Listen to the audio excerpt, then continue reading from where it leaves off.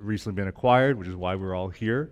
He is now a senior leader at one of the leading security manufacturers in the entire industry. I say this like full disclosure, I'm a client of theirs. I love their products. Please, everyone, put your hands together for Mr. Oren Falkowitz.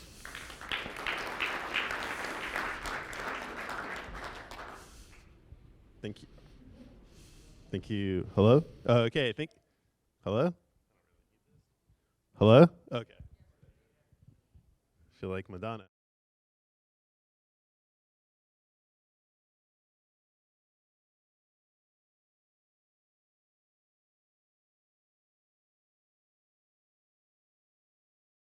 Been invited here and to speak with you all, and thanks for the nice introduction. So I'm Oren Falkowitz, and today I'm going to talk to you about phishing attacks. So before we get in, I'm just going to talk to you a little bit about the Cloudflare network, and because it's important to visibility and how we take technical controls and put them into actions around the world. So Cloudflare runs a really large network, 275 points of presence all over the world, hundreds of countries, lots of data centers. And so the reason that this becomes important is because, what we want to do is be as close to where the attacks are happening, both for visibility and then to shut them down and to be able to do that at network speed. Now, traditionally, if you're familiar with the Cloudflare products, this is important for deliverability, the CDN, the anti-DDoS solutions. But as we move further into security and protecting people, and as the world changes and people are hybrid, or people are multinational corporations and so forth, this has real implications for security. So, historically, we're all kind of familiar with this. Like, the networks we've designed are really complicated, and we really built based on this architecture, the network of the future. Today people call this zero trust, but it's really a very simple, interoperable way for organizations, whether you're a small startup, whether you're a large multinational enterprise, to deploy, to iterate, and to take control of all the various things that are happening that you want to do. So moving from data centers to this. Okay, great. So what I'm here to talk to you about is email and email security. And it remains today that email is the single largest business application that we have, right? Now, people love Slack, people love Teams, people love WhatsApp, Instagram, whatever it is. But I think all of you realize that your businesses couldn't work if you didn't have email, right? But at the same time, it is the single largest vector for cyber attacks. Over 90% of all the damages that exist in the world today, they start with phishing, right? And phishing is just an attempt to get a person like you or me to take an action that unwittingly leads to something. And that can come in a variety of forms, but we shouldn't allow the different forms to change really it is what we're trying to solve, right? So you could get a link, you can get an email and it has a link, and that link takes you to a login page, right? What we call credential harvesting. Or you can get an email that has a file attachment that says, hey, download this, or look at the latest report, or your wife has filed for divorce, click on the documents here, and you're gonna be like, whoa, what's going on? Even the folks that aren't married. But also increasing, that's very true, it's one of the best lures, possible. But also, there can be phishing attacks that have no links or have no attachments, what we call a business email compromise, where just say, send money, or send me these documents, or send me the tax forms and so forth. This is what is causing all the damage out there. Does anyone disagree? Of course not. As an aside, they told me not to use the laser pointer, which only makes me want to use the laser pointer more, even as we talk. So the phishing attacks, what we're seeing is that the big innovation is that they're coming in what we call multi-mode, right? So what I mean by that is, as I described in the examples of stealing your passwords to take over an account, or sending malware as an attachment to gain initial access into a network to lead to something further, or the business email compromise to kind of steal data. What we're seeing attackers do is shift between just sending an email to combining it with non-email, multi-channel, types of things. What I always like to talk to people about is there's really one element that's not technical that makes these attacks work, right? So we often talk, if you read anything about a cyber attack, there's one word, can anyone guess what it is, that's consistently in when someone announces they've had a breach. Does anyone know what this word is? I'm sorry? No, not ransomware, but that's a good one. Anyone? Sophisticated. Everyone always claims that they were the victim of a very sophisticated, highly organized attack, which is utter nonsense, right? Because none of the attacks are really sophisticated. What they are is sometimes clever, right? Sometimes imaginative, but really what they are is they're authentic, right? They appear to be something that you trust, right? And that authenticity has two elements to it. It's either a visual authenticity, like it's the brands you trust, the things that you think you're doing, like logging into Google or Microsoft or your bank or name it. And the second is there's an organizational authenticity, like you think it's from the CEO, you think it's from your trusted partner, and so forth. That's it. Not very sophisticated, just kind of like heavy pixel pushing on that front. So what we designed to do, and this is not a pitch, but it's just to use a prompt to kind of explain what I think a good approach is to this problem, and something for when we have questions for y'all to sort of talk about is, should we think about these attacks as wanting to detect them at the moment that you receive the email or at the moment of like when the attack is launched? And the answer, from my experience working at the National Security Agency in the US and launching these attacks is no, is that it's actually possible to do what we call something, to be preemptive, right? To actually stop the attacks before they happen. You might say, that's crazy, like, you know, the multiverse only exists in the Marvel movies. How do I accomplish that? And I'll just give you a simple example to frame what I mean by getting in front of these attacks and what it is to be preemptive.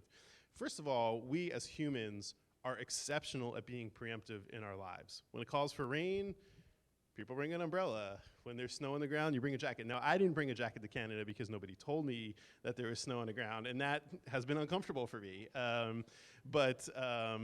What I mean here is that when I worked at NSA, the director, Keith Alexander, would often say, cyber attacks happen at network speeds. And I used to think, that's really smart, right? Like, that makes a lot of sense. We're trying to distinguish between other forms of warfare, which, you move tanks, it takes days, you send ships, you send planes, and so forth. And it makes sense to articulate to folks who are new to the space of like, hey, packets move around the internet really fast. But what it fails to capture is how much infrastructure and setup is required to launch a successful cyber attack. And so the example, just to codify this, would be if I want to send you an email, what's your name? Marilyn. If I want to send Marilyn an email because I want to pick on her and she's been on my bad list, and that email has a link and I'm trying to get her username and password, before I can send the email, the server and the website, they all have to be accessible on the internet. They're not the dark web because you'd have to have a Tor browser and special access to it. They actually have to be sitting there on the internet. And that means it can be viewed, it can be visible, and that's the essence of what we're trying to accomplish with being preemptive, and happy to talk with you all more about it. The second, which is really key, and I think where a lot of other industry peers fail, is to be comprehensive, right? As I mentioned, there's no one type of phishing attack. Now, we shouldn't confuse it by creating a lot of different language, right? We shouldn't call it phishing and smishing and spear phishing and snowshoeing and watering holes and credential harvesters and whaling. And I mean, I could probably go on for a long time because they're all the same thing, right? Like, we're not trying to confuse the problem, but we do need to recognize that each one of the three different types, the link-based, the file-based, the non-link and file-based attacks, require slightly different analytic and algorithmic approaches to be successful, different types of context in putting the puzzle piece together. The third sort of core piece in fulfilling this destiny is to be continuous, right? There are 99.997% of the attacks we want to stop before they get to the user's inbox, to get all of the people that we're trying to protect to have clean inboxes that are free, they can just do their jobs, they don't have to worry about what they're clicking on. But it's possible that like a link could switch, right? It could be benign 1 minute and switch. Someone could compromise something, or it's possible something could change over time. And so continuous monitoring is always critical to making sure that we get to that ultimate 100%. And then the last part is the contextual piece, which I'll walk through with some more specific examples. So the world, right, that you're all probably sort of entering is sort of what I have grayed out here at the bottom, right? It's sort of like the basic scenario, which is Email, while it's the most important application probably to our businesses, is also the first application to move to the cloud, right? And at this point, is anybody here not on Office 365 or Gmail? There's very few, but no, right? Okay, so everybody is kind of running in the cloud. Now, sometimes people say, oh, I don't run, cloud-based. But it's like your email's kind of always been in the cloud, to begin with. But it's important to distinguish that those are your inboxes, right? And they provide a basic set of functionality, like anti-spam and antivirus, collaboration software, which is really critical, encryption, archiving, and so forth. They are not solutions for security, period, okay? If 90% of cyber attacks start with phishing, and everyone here is running Office 365, that means 100% of the damages are Microsoft misses. That make sense?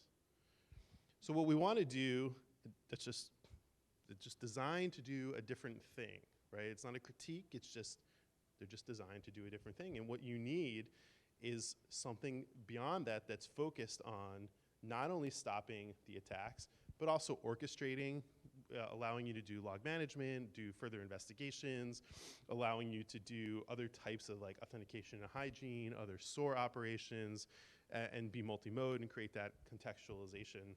That is really key, and these two things should be done in partnership, right? We should understand the differences are very key, and of course, afterwards, I'm happy to talk to you a lot about that. So this is really, I think, the key thing for creating a decision advantage at the machine level. And in spam, where we might all be familiar with, what we're looking for are really large patterns of things that are happening, like this IP is sending 1 billion emails, or this is happening and being reported, N number of times 1,000. But the phishing attacks are almost entirely the opposite, right? They only happen a few times, and that's why they're successful. And so what we want to do is we want to think about every data element, right, that's happening across that vast network that I was discussing at the forefront, and start to build a puzzle, right, together. Now, when you're building a puzzle, every piece is a little bit of context, but they can be misconstrued, right? So for instance, what's your name, sir? I like to do crowd work, like a comedian. I'm sorry, what was it? Moyed? Okay, I say it correct. If I were to pull a puzzle piece out of a box and it was a fire, what would the fire be? You tell me. It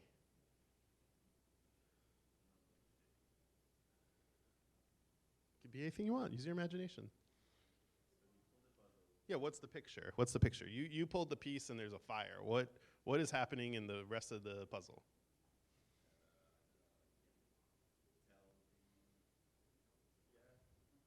We'll just pick one. Yeah. What's that? A volcano erupting. What a dark world. What was your name? What is your name? Usman. What a dark world Usman lives in, that a fire is like a volcano erupting and killing millions of people. What if it's a stove and a mother cooking for hundreds of children, right? What a more beautiful picture we could have painted there, Usman. Well, I mean, that's really the problem that we see, is that, one data element is not really sufficient to make it, because we need all the other pieces to come together. And so, we want to be looking at things like structural elements of messages of the network around headers, body, doing computer vision on the logos. Is it from RBC? Is it from Pfizer? Is it from TikTok? So forth. Analyzing the links, analyzing the payloads, detonating them, and so forth. But that's not enough, right? That just tells us kind of like one set of things, right? Natural language modeling becomes key, because particularly in those business email compromise attacks I was talking about, what if there are no links? What if there are no images? Just send money. So looking for things like, in the natural language space, like payment or make payment, or, the sentiment of it and tone become credible. One thing that most inboxes do is that the more Usman and I email one another, they start to say, oh, they know each other, they're friends, right? And they stop dropping their guard. But what if your partner gets compromised and someone you have been, right? We would want to do threat analysis. We'd actually want to know differences between that becomes key. Doing things within your industry, creating graphs around your social networks and so forth. So all of these things can create more pieces so that we don't live in Usman's world and we live in my happy world where people are cooking for families, right? And not erupting volcanoes. Thank you so much. Okay, so I just wanted to go Oh, the clock goes backwards, I see. I wanted to dig a little bit further into the business email compromise attacks. So we've done a lot of pioneering work in this space to kind of separate it out because again, even in this space, they're not all the same. There are 3 types. The type 1 business email compromise phishing attacks are when the display name header has changed. So, you know, AOL address, but it looks like it's from the CEO. Now, folks who have run very extensive education and culture programs will know that like users are like 50-50 at detecting these, right? So it's something that like technical controls can still be more advanced with. I'm sure everyone is still dealing with like the go get me a gift card kind of thing, right? Which we can roll our eyes. I mean, like my neighbor in Washington, D.C. is a very powerful lawyer for the Justice Department. And he told me he was like running to Safeway, which is our grocery store, to buy a gift card. I just thought like, wow, like how is this like still happening? And even my mother-in-law was like, I was like, she didn't even believe me when I explained to her. You know, I said, this is like what I do. But anyway, she said, no, Facebook called and they were very nice. And I said, they don't call. They don't have a phone number. It doesn't work that way. She's like, you don't know what you're talking about. I'm like, in this room, like, you know, we're considered experts. The second type is when you've lost control of an account within your network, right? So we call this type 2. Now, this is a very serious sort of attack vector because it's highly authentic. It's a legitimate account within your network. But we see attackers not really using this much because Usman and I don't really say like, send me money. It's very weird. It doesn't really meet their objective to like, you know, what they're trying to accomplish. But what we do see is the type 3, type 4 when your partners have had an account compromised and you don't know it and you're trying to do regular business and you've probably been doing this regular business forever, right? And so you know the other people and you've got teams and then there's this subterfuge, you know, that happens. This is the one where we've seen the greatest ability to protect customers, but also probably we're seeing also the greatest reported or unreported damages, you know, that are out there. So as a simple example, here's the example. It's just kind of like email of the account or the vendor, right, gets compromised. We don't have any controls in their network. How can we know what's going on? And you know, we want to use all those contextual elements to be able to stop it at the moment, right? Sometimes these attacks go on for months, hundreds of messages, and there's a moment, right, somewhere within those threads where they turn, you know, malicious. I want to direct you sort of lastly before we wrap up here to a really powerful case study that we've written about, and I highly recommend checking out the Cloudflare blog about it. It's called The Mechanics of a Sophisticated Phishing Scam. Look, I argued for them to take sophisticated out, but they wouldn't. What happened here is a really good example of a multi-mode attack where our colleagues started getting text messages to say, log into your Okta single sign-on, and they were directed to the page you see here, which is a pixel-perfect representation of our login page. I want to kind of walk you through how we were able to do it. So step 1 of this attack are these text messages. So as I mentioned, not email, right? So, our email controls aren't having anything to do with this. And at the same time, as users are going to this, because we've created a kind of a culture and a series of programs where people report, we're getting alerts that these things, you know, are starting to happen. At that same time, the thing that the attacker is unaware of is that we use hard token keys as an additional authentication mechanism. So while some reports are coming in and we're able to start to take actions, other users are entering their usernames and passwords, but when they're challenged for the hard token key, right, the attacker is unable to get in to the network. And so while there's been a password loss, there hasn't been actual damage or compromise within the network. And so it's a really good example of some of the zero trust principles that we bring to these multi-mode attacks. And so, lastly, what I like people just to think about is, what can you do, right? I mean, I think the first thing as security leaders we want to do is really establish paranoid but blame-free cultures, right? We want folks to let us know about things, but not to rely on them to be the solution, right? In the prior example, and what you can read about, what they really do is they give us a time advantage to be in front of the attack when maybe we would have been a little bit behind it, even though the controls would have worked, exactly the way they wanted. The second is this sort of comprehensive nature that I was talking about becomes really key. And then the third is what I call don't be basic, which is like if you're just like running Office 365 or when I look at like a network, my thought is what can I do to just improve one step better, right? So I'll give you an example of two-factor authentication. So if you're using text-based text-based, SMS-based authentication controls, it's better than not using any controls. Like that's great, right? The next best thing would be to move to like, authenticator apps, and the best thing would be to go to hard keys. The important thing is to be moving one step, every month, every week, every quarter, because today the economics of being a bad guy are really good business, right? And if you can increase the challenge there, you're going to find yourself being very successful. So with that, I'm happy to take questions with the last 5 minutes, 57 seconds. Yes, sir.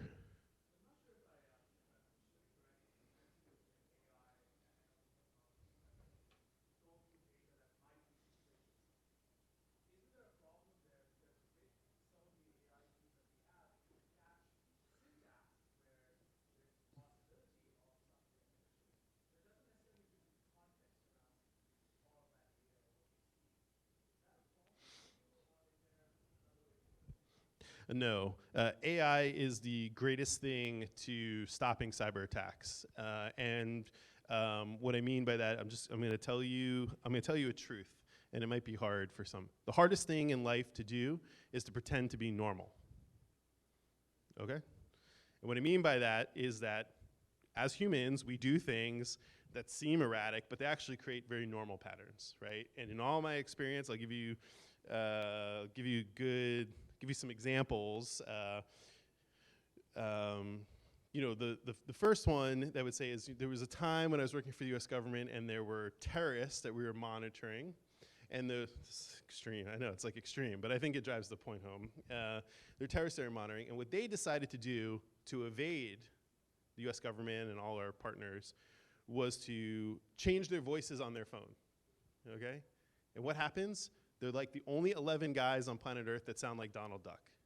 And simultaneously, they don't know who each other are, so they start describing each other. I'm the guy from the conference that you picked on for the volcano, right? And they start to add more context. Every attempt to try to do this to be normal, it's actually more abnormal, and in large data sets with large networks, much, much easier to detect. And the same principle applies here in cybersecurity. If you think you're being clever and like spinning up a server and then like launching attack, you're like, oh, it's so fast because it's not on like a domain block list. Good luck, buddy. Like, we're gonna know that this server's never been seen. Why would you, as a large enterprise, start accepting mail from a server that showed up on the internet 30 minutes ago?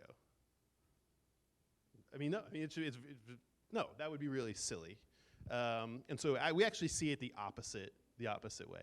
These attempts to evade old techniques of detections might work, but they're not going to work if you actually have critical contextual analysis, behind it. Does that make sense? I'm happy to talk further with you, but I mean, that is a thing that we all really need to recognize, is that it goes back to what I said at the beginning. The attackers want to be authentic. They want you to believe it's real and normal. And we all think it's normal because we're like, it's from my wife's divorce attorney. Like, it's gotta be. How could they ever know that, right? But all the other things happening behind the scenes actually kind of show us like, they just got the TikTok logo and made it kind of fit in the CSS. Like, who cares? Like, that's not sophisticated. It's a gimmick. Anyone else? Yes, Jamil. Jamil?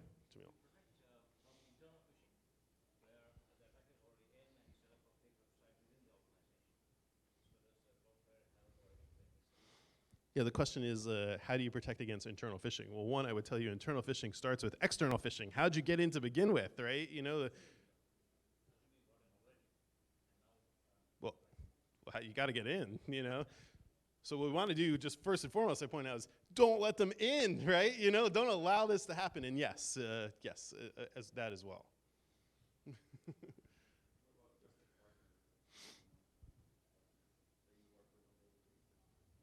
Yes, that's what I was alluding to. Why has this gone backwards? That's what we call type 3 or type 4 business email compromise, right? Where your partner has been hijacked and you don't know it. And so these detection capabilities allow us to stop those types of attacks. Hundreds and hundreds of millions of dollars, in the last year, but exactly that. And the reason we're able to do it, but the reason it's possible is because of what I was sort of highlighting here. Because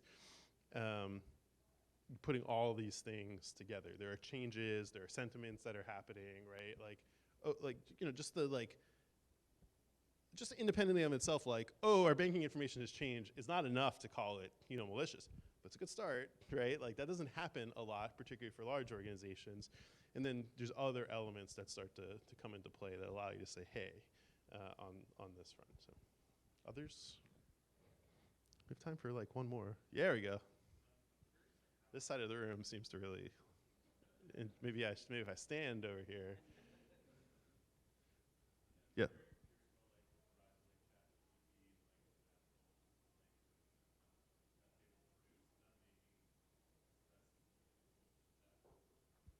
No, I mean, ChatGPT, while fun, you know, to me is a gimmick, and similar to what I was saying to our friend behind you, it only knows what already exists in the world, right? It's not able to create anything new.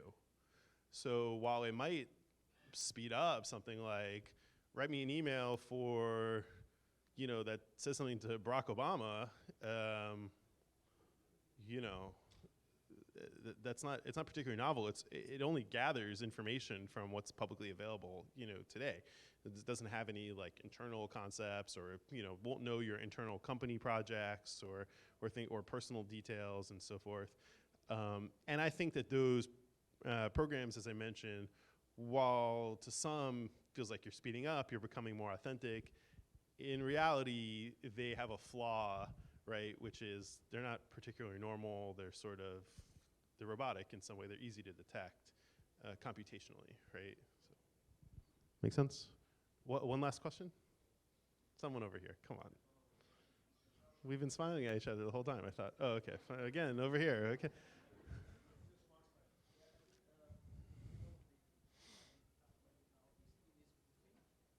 Is what? Image spoofing, okay.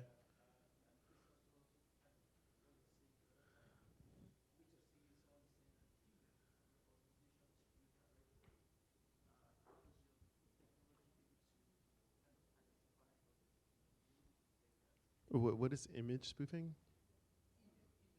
Oh, email spoofing. Sorry.